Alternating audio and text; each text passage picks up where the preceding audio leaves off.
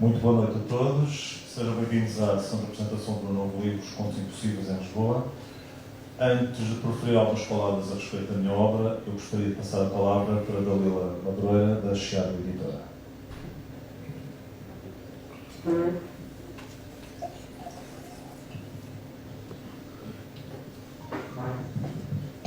Boa tarde a todos. Gostaria de agradecer a presença no Chiado Editorial. Queria só ter algumas palavras. Queria só dizer algumas palavras sobre a Chiado. É um grupo relativamente recente, com 11 anos de democratização do universo editorial. No mesmo catálogo, convivem de forma a soltar autores com maior reconhecimento público já adquirido, com outros novos talentos emergentes, e publicamos cerca de 1.500 livros novos por ano, em todos os anos literários. Eu não vou tomar muito tempo, mas também combinamos isso, e vou passar por uma palavra aqui ao autor. Gostaria agora de passar a palavra ao meu querido amigo José Fanha, que vai falar um pouco sobre esta obra. Muito obrigado, Tiago. Ora bem. Um livro que nasce é sempre mal vidente. Eu acho que a coisa mais bonita que há na vida é ler e escrever. Tive uma grande sorte de ter uma avó, quando era pequenino, que me lia e que me contava histórias todos os dias. E eu aprendi que, de facto, a coisa mais bonita que havia era ler e contar. E o Tiago é um jovem de quem eu sou amigo há uma data de anos, de São João da Madeira, uma terra que tem ligado muita importância à poesia, nomeadamente através de um acontecimento anual, já há 15 ou 16 anos, talvez, 16 anos, que é a Poesia à Mesa, em que acontecem coisas fantásticas e onde é natural que autores como o Tiago aconteçam e que sejam...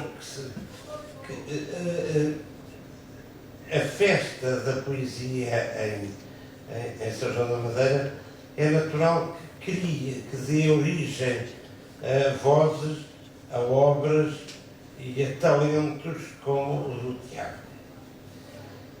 E neste momento devo dizer uma coisa que acontece muitas vezes, as pessoas não conhecem as coisas fantásticas que acontecem em São João da Madeira, como autores como o Tiago, sanjonenses, mas também como coisas que são invulgares, como neste momento, em cada vez que se faz a poesia à mesa em São João da Madeira, começou por se dizer poesia à mesa do restaurante. Depois passou-se a dizer poesia na rua. E agora já se diz poesia também nas escolas e diz poesia nas fábricas. E isso é uma festa fantástica. Há 2 anos que os operários das fábricas e alguns patrões das fábricas aceitam e aderem à ideia de parar o funcionamento da fábrica para que os operários peguem um poema e leiam. Isto é extraordinário, é novo. E a nossa imprensa, a nossa comunicação tem-se esquecido de chamar a atenção para isso, porque é de facto extraordinário. Não é por acaso uma das fábricas é a Viarco. Lembram-se da Viarco? Os meus jovens, lembram-se dos lápisinhos com que a gente escreveu, os lápis a cores, as borrachas, não sei o quê. A fábrica Viarco continua a existir, continua a ter uma produção de lápis de altíssima qualidade e também percebeu que a poesia faz parte do lápis. O lápis faz parte de escrever, é preciso lápis para escrever. Um dia destes os computadores vão ficar tristes e vão sobreviver as pessoas que souberem escrever lápis. Como o Tiago, como eu, e como as pessoas que produzem lápis na Viana. Bom, mas isto tudo é festa. O que eu queria dizer é que este livro, queria falar deste livro do Tiago, que é um livro muito interessante por várias razões. Em Portugal não é muito fácil produzir contos e propor às pessoas contos para ler. O conto não é muito popular. Ao contrário, a grande pátria dos contos é os Estados Unidos da América. E por uma razão muito simples. Porque na América existem dezenas ou centenas de jornais, de revistas, e tornou-se hábito, desde o final do século XIX, aparecerem autores que começavam a escrever pequenos contos, e esses contos eram publicados no jornal e na revista. E houve muitos autores de contos que nasceram a partir dos jornais. Eu podia dizer-vos os autores de contos policiais, o Ellery Queen. Quem é que se lembra do Ellery Queen? De contos de ficção científica, com Isaac Asimov e outros. De contos sociais, etc., como Alice Munro, uma autora canadiana, prémio Nobel aqui há meia dúzia de anos. Portanto, houve uma grande tradição nos Estados Unidos de escrita de contos. É uma escrita que tem uma técnica própria. É uma escrita que serve para nós lermos em pouco tempo. Serve para nós refletirmos de repente sobre uma coisa que já passou. Por exemplo, aquela revista, como é que se chama? Aquela revista semi-erótica, como é que se chama? A mais famosa de todas. O Playboy publicou, tem publicado contos da maior parte dos grandes autores mundiais, nomeadamente de autores de prémios Nobel, nomeadamente o Gabriel Garcia Marques publicou contos na Playboy. Portanto, há uma tradição americana que para nós foi publicado, mas é uma tradição que faz parte da escrita americana. Nós não temos essa tradição. E mais do que isso, eu já falei com vários editores dizem, olha, contos não dá, as pessoas não compram, não leem. E por isso, este livro do Tiago é também de uma grande coragem, porque ele vem publicar uma coisa que não é assim tão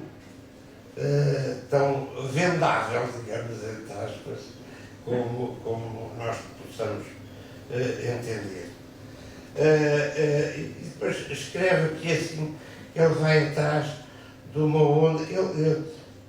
Eu creio que ele leu muita literatura, leu muitos contos americanos. Porque nós não temos também uma grande tradição da escrita fantástica, da escrita. E ele vai atrás do que é escrever atrás do fantástico, atrás daquelas coisas que nós ficamos. Espera aí, nunca tinha pensado nisto. Olha, espera aí, não é?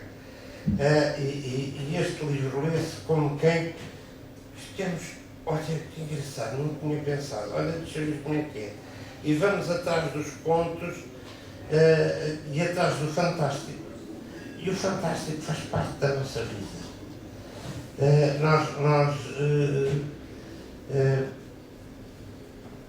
Como é que posso dizer? Nós na Europa temos uma tradição um bocadinho diferente, que é a tradição do surrealismo. Não é bem fantástico. É mais um deslocado. Enquanto que os americanos têm esse fantástico, o fantástico do monstro, da pessoa que nasceu, que morreu, enquanto que nós temos a ironia deslocada, a ironia fantástica. E o Tiago juntou as duas coisas, conseguiu juntar momentos da ironia surrealista e também momentos de personagens absolutamente notáveis e fantásticas.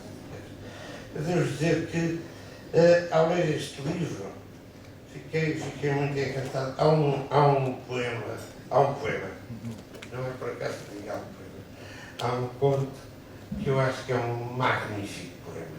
É um conto que mergulha na poesia, que se chama Make-A-Wish, e que tem a ver com a mãe que pergunta ao filho, diz lá um desejo. Ele diz, eu quero um dia beijar o céu. E isto é a coisa mais bonita que pode um poeta dizer, não é? Faz lá um desejo. Epá, eu quero ser engenheiro eletrotécnico. Não é? São desejos que não têm graça nenhuma. Mas faz lá um desejo, eu quero beijar o céu. É impossível beijar o céu. E, no entanto, o conto vai-nos mostrar que é possível beijar o céu. Que é possível voar. Que é possível ir mais além. Todos estes pontos têm um pouco este lado. É possível voar, é possível ir mais além. E há aqui um conto que também me impressionou muito, que se chama...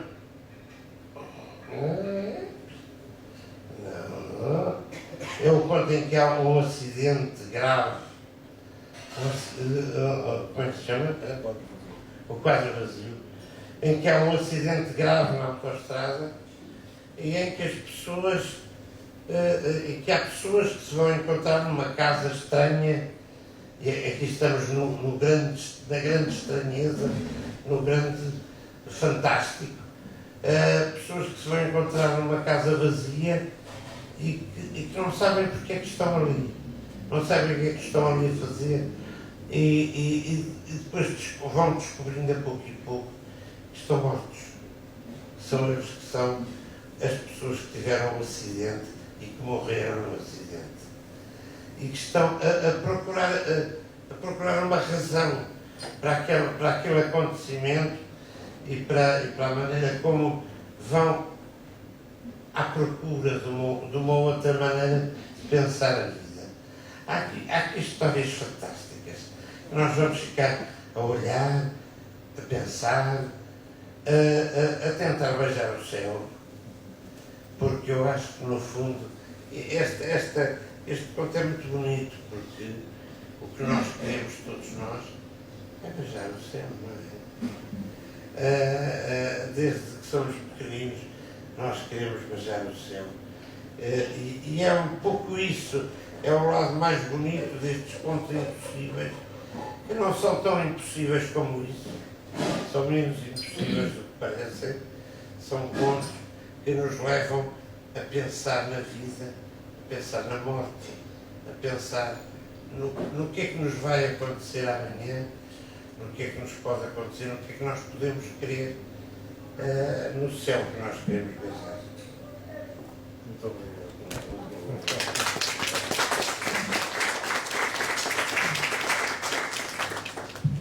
Muito obrigado, meu querido amigo. Eu sabia que podia contar contigo.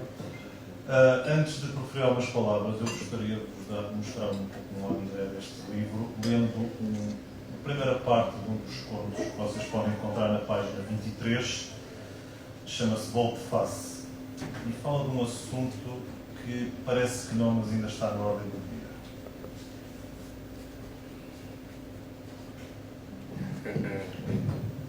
Nunca ninguém soubera onde nascera aquele cisne em Liruba. Naquela cidade A memória das feridas e das raízes navegavam nos olhos dos seus habitantes como as estações do ano. A lembrança das horas estava à vista daqueles que sabiam gerir o sentido e a passagem dos dias melhor do que assistir ao seu incêndio. As paredes tinham mais olhos do que ouvidos e as janelas só se abriam para devolver a primavera às casas. As praças ostentavam cores e sons primários, consoante a geografia e a faixa etária dos seus habitantes. O rio Nade, que a dividia, guardava esse segredo no seu leito. Nenhum dos seus habitantes se atrevia a ver o reflexo dos seus rostos nas suas águas. Apenas os gatos. Para quem vinha de fora, os dias em Liuga pareciam diferentes dos das restantes cidades. Os ritmos, as sensações, os sons e os hábitos pareciam circular pelas pessoas e tatuar a textura das casas e das ruas como serigrafias íntimas criadas a partir de perfumes exóticos e brilhantes. Os olhares tinham um brilho diferente, tal como os sorrisos, as palavras, os abraços ou até mesmo os beijos, que mudavam de sabor consoante o bairro. Também a forma como os seus habitantes tratavam os turistas variava de bairro para bairro. Para quem vinha de fora, Liuga parecia um ser vivo, com 2 cérebros e 2 corações de costas voltadas um para o outro. Não existiam pontes a unir estes 2 únicos bairros. Eram fornecidas simples embarcações para os turistas passearem pelo rio Nade e poderem visitá-los. Nenhum dos seus habitantes ousava entrar num dos botes com forasteiros e ir com eles visitar o bairro oposto. Arranjavam sempre uma desculpa que ia desde uma indisposição ou um compromisso, um simples desvio do olhar ou uma indiferença aos seus pedidos, como se tivessem perdido a audição por breves segundos. Para quem visitasse Liuga, era um mistério. Para os seus habitantes, uma marca do seu orgulho ferido. Quem visitava aquela cidade encontrava um multiverso humano sem precedentes nem diferenças que identificassem a natureza de cada bairro. Em Liuga, o principal traço era a idade.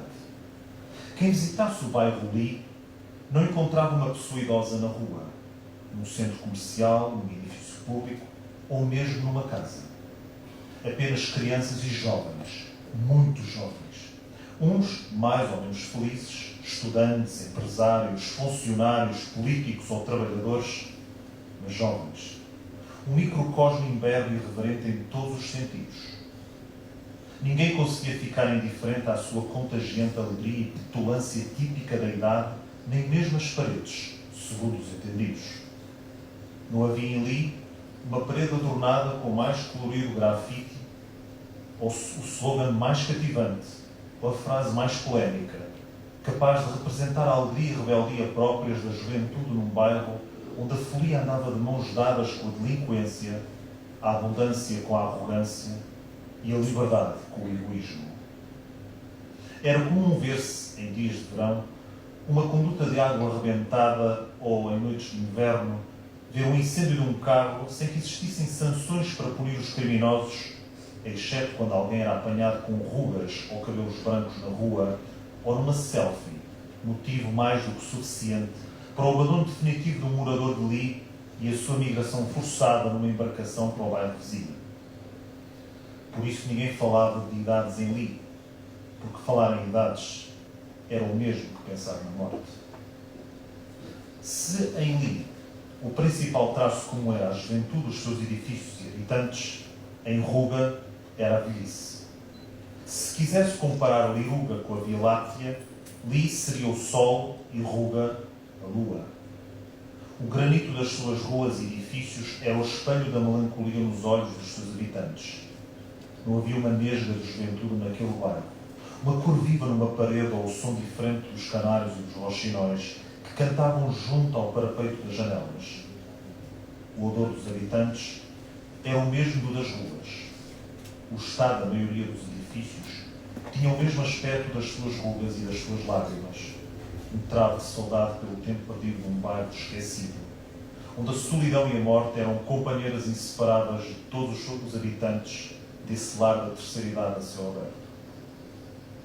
Foi nesse ambiente dividido e preconceituoso que nasceu Inesperado.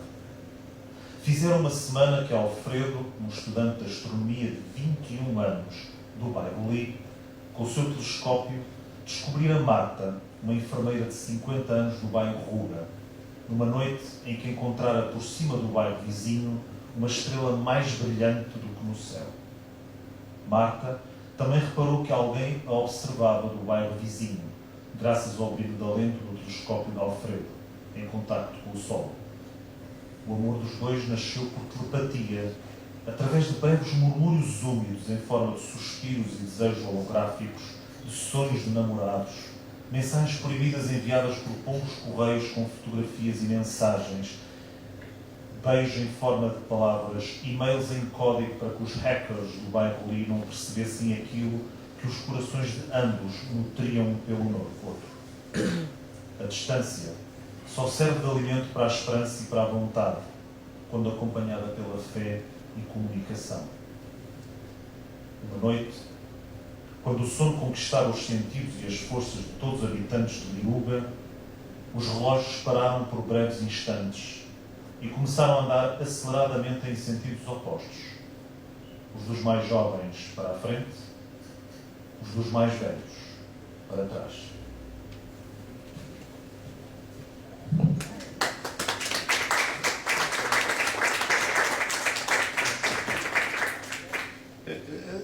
Posso dizer uma coisinha?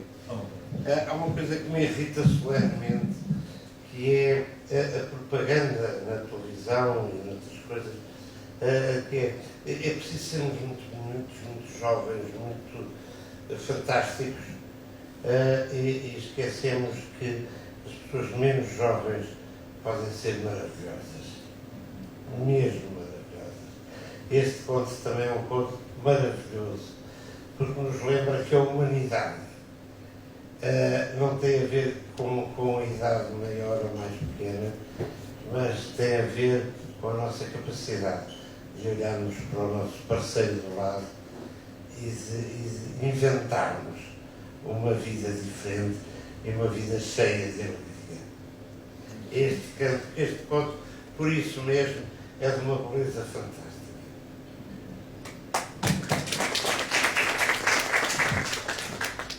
Muito obrigado, meu caro, mais uma vez. Mais uma vez, boa tarde a todos. Antes de proferir algumas palavras a respeito do meu livro, gostaria de fazer uns pequenos agradecimentos. O primeiro agradecimento que eu faço é ao meu querido amigo José Fanha, que hoje se disponibilizou para vir de Venda do Pinheiro de propósito para aqui, para fazer a apresentação do meu 7º livro e primeiro livro de contos. O José Fanha, ele não sabe, mas é um dos meus ídolos de infância, porque foi produtor de muitos programas infantis, que eu e o meu irmão também vimos, entre os quais há um que eu destaco, que é o Zarabadinho, que foi um dos programas infantis que eu mais saudades tenho. Para além dos livros infantis, de poesia que ele sempre escreveu e dos argumentos, ainda há um argumento que eu, numa série fantástica que fizeste para a televisão, que é o nosso Consuelo Havana, que eu gostei imenso. Muito recente agora. E, como disse o José Fanha, ele falou de Poesia à Mesa, e com razão, porque ele, desde 2006, é o comissário cultural dessa magnífica campanha que fazemos desde 2013, eu estava lá desde 2006, em que, entre várias atividades, nós trazemos a poesia para lugares onde normalmente a poesia não costuma estar. Nós temos sempre a ideia que a poesia está em centros culturais, está em bibliotecas, e São João da Madeira, desde 2003, democratizou esse acesso à poesia, levando-a para os cafés, para os bares, para os restaurantes, e até mesmo para as escolas, para os lares e até agora para as fábricas. E até já nos autocarros, portanto, já temos autocarros onde se diz muito boa poesia em São João da Madeira, e o José Fanha, desde 2006, tem sido um incansável comissário, com a ajuda de outras pessoas, como é o caso do Paulo Conversa, que também está lá a ajudar desde 2016. Agradecer também aqui à Chiado Publishers, na presença da Dalila Madureira, também fez uma excelente apresentação da editora. Eu já digo há muitos anos que eu tenho com a Chiado um acordo de cooperação e assistência mútua, que já existe há mais de 7 anos. Desses 7 anos resultaram 7 livros, e desses 7 livros tenho guardado as melhores alegrias.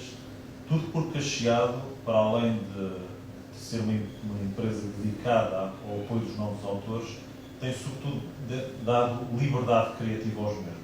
Nunca me impuseram qualquer estilo, qualquer género, qualquer história para eu escrever, sempre me deram total liberdade para o fazer e neste aspecto agradeço essa liberdade que vocês me dão e essa confiança que sempre depositaram ao longo destes 7 anos. Agradecer também à minha família, à minha cunhada, ao meu irmão que está aqui presente, ao Daniel, que é o sobrinho de ambos, é a primeira vez que cá está, e claro, à minha mãe, por tudo sempre ter-me ajudado à minha felicidade e, claro, à realização dos meus sonhos. Agradeço muito a vossa presença aqui. E, claro, a presença de todos vocês aqui, sem o qual este evento não teria piada nenhuma. A respeito deste livro, eu tenho que dizer antes o seguinte. Eu, desde muito novo, eu sempre gostei de escrever pequenas histórias. Uma das coisas que eu mais gostava das minhas aulas de português era fazer pequenas composições, não os ditados. Os ditados eram sempre uma imposição, e acho que quem já passou pelas aulas de português era quase passa a expressão, uma seca estar a escrever ditados. Mas as composições eram sempre boas porque dão uma maior liberdade para eu desenvolver a minha criatividade. Deixa-me contar aqui uma coisa. Eu sou um bocadinho de satiragens e entro no meio e tal. Eu andei no colégio militar 7 anos e houve um dia que eu gostava muito de fazer redações. Para quem gosta de escrever, a grande alegria foi de escrever redações. E um dia arranjaram-me uma redação, o tema era "E novos mundos ao mundo irão mostrando". Isto era 1965. Eu já estava farto dos novos mundos que irão mostrando ao mundo, porque os novos mundos era a guerra colonial, era essa história toda. E eu disse, pá, o que é que eu vou escrever aqui assim? E resolvi escrever uma história como é que se chama aqueles senhores que vivem nos outros planetas? Marcianos e tal, que iam descobrir novos mundos noutros planetas e tal. É claro que levei 0 e 2 fins de semana a sair depois.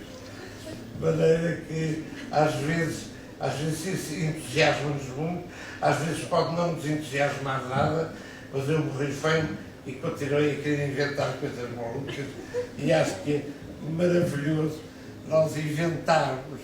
É a coisa mais bonita que existe, é ensinarmos aos nossos meninos: inventem, escrevam, inventem histórias novas.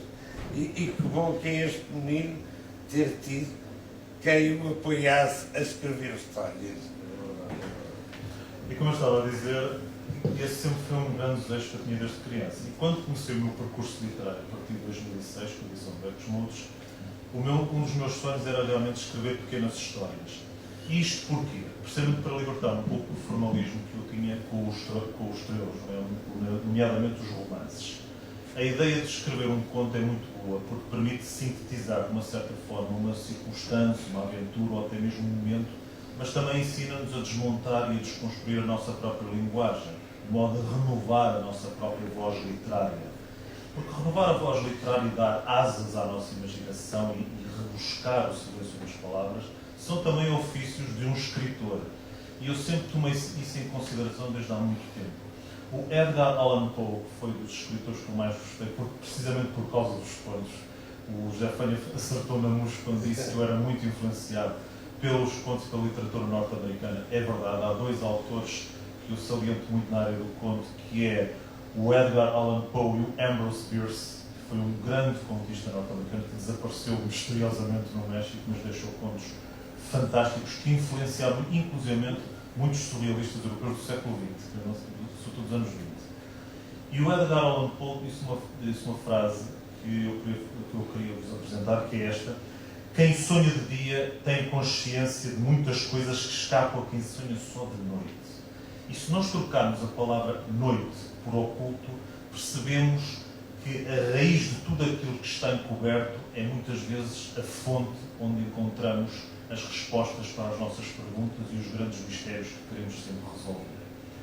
E toda esta aventura dos contos começou no ano passado, quando eu acabei de escrever o meu terceiro romance, A Fórmula do Peregrino, e resolvi iniciar o prenúncio de uma ruptura com uma linguagem que eu já estava a desenvolver desde 2009, quando comecei a escrever O Último Império, e senti que tinha de fechar um ciclo e dar asa a outro tipo de histórias que fossem muito para além das histórias que eu estava a escrever.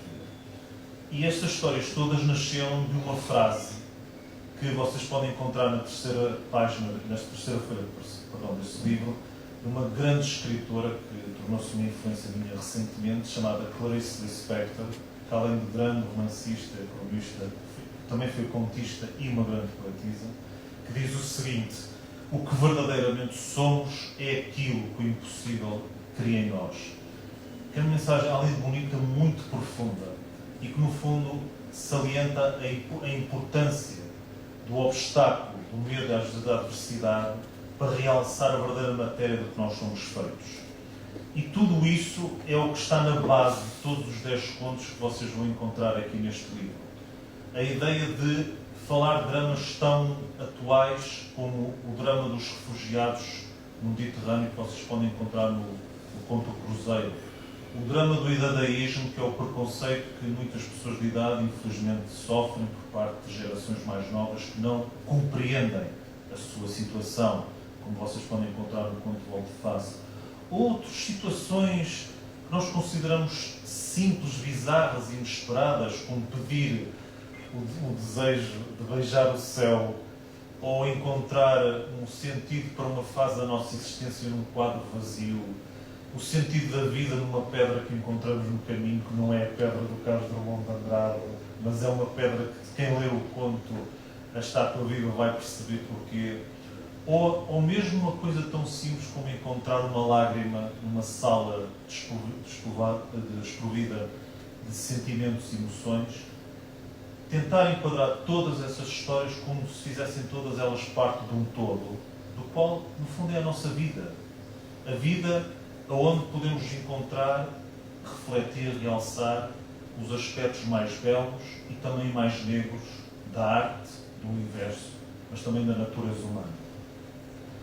Tudo isso e muito mais eu procurei retratar nestas 10 pequenas histórias, onde, ao cruzar a ironia com o absurdo, o real com o transcendente, o surreal com o assombro e o absurdo com o impossível, procurei não distorcer a razão nem ocultar a realidade, mas revelar, pelo contrário, através do absurdo, aquilo que uma vez Albert Camus disse, e com a razão lúcida que constata os seus limites. Muito obrigado pela vossa presença.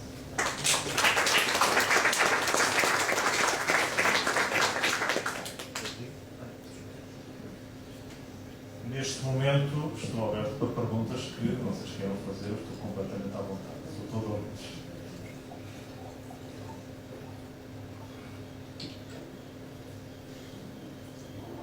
Bom, uma vez que há tantos corajosos, posso passar agora a palavra? Então, dou por encerrada esta sessão, estou neste momento aberto a autógrafos. Mais uma vez, muito obrigado por terem vindo.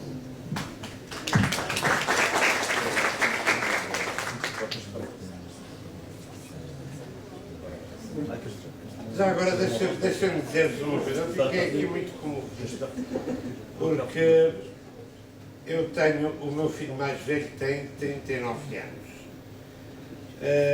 e foi um menino que nasceu com alguns problemas e que depois finalmente ultrapassou esses problemas, e eu e a mãe dele escrevemos essa série para televisão que chamava Zarabadinho, que era a história de um menino que era o João, era o meu João, e fico tão comovido por este querido amigo me dizer que o Zarabadinho era uma coisa bonita da juventude dele.